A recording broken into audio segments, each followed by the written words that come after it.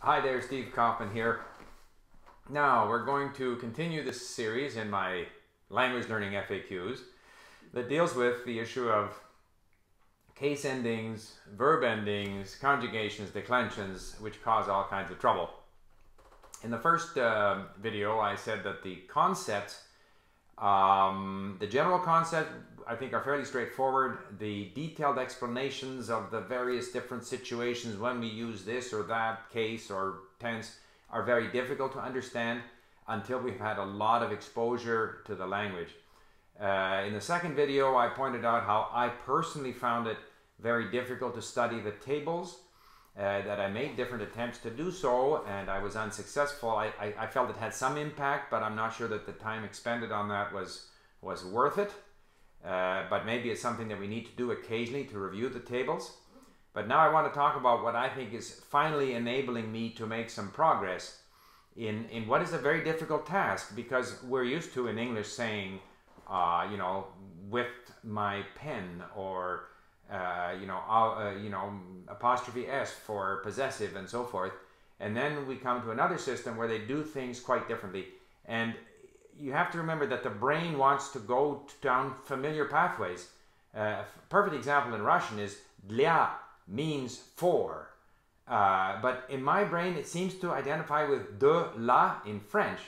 It does that, And so your brain will head down familiar pathways when it comes across things, and you have to train it to react differently, to accept these different patterns as normal. So we're dealing with patterns. We're dealing with patterns of the language, which eventually have to become patterns in the brain.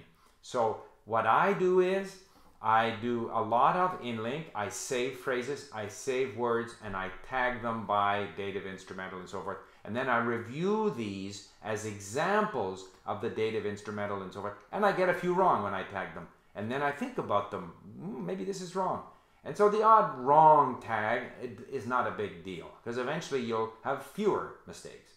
When I read, if I'm not on link and not on my computer, I'm constantly underlining and highlighting different phrases, examples of the genitive, the dative, the instrumental, or different cases or verb aspects. And we should do the same if we're learning a Romance language and we see a subjunctive, underline it, underline it, underline it. Then go back, read that chapter again and look at the stuff that you underlined. Or if you're in link and you tag it, then you get to see a bunch of examples of the subjunctive or the genitive case or whatever it might be.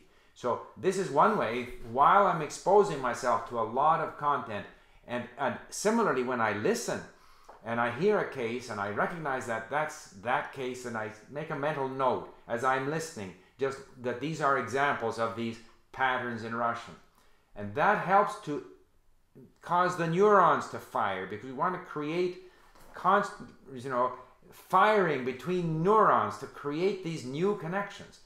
Another thing you can do, which I found this book in Russia when I was just there, and this is a book that has 53 patterns, 53 very common patterns in Russian, with many, many examples, minimal amount of explanation, lots of examples.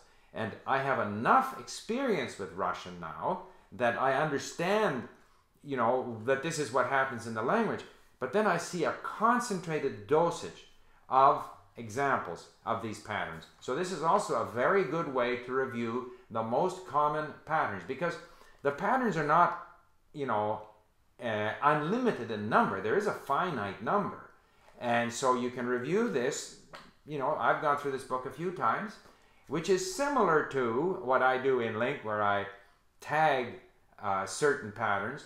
So to summarize then, by doing a lot of reading and listening where I am paying attention to the patterns, case endings, cases, usage patterns, underlining them, listening, paying attention when I listen to these specific examples, reviewing them in these tagged lists that I have, or getting a book like this which has a lot of patterns, minimal explanation. The explanation takes you away from the pattern. To my mind, it's indirect, kind of explaining stuff that you kind of half understand.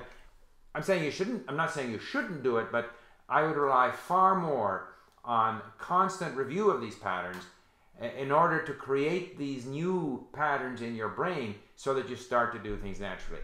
So there you have it. That's my take on the whole issue of learning, verb endings, noun endings, adjective endings, and so forth and so on. I hope that this was helpful. Thank you for listening, and send me more questions.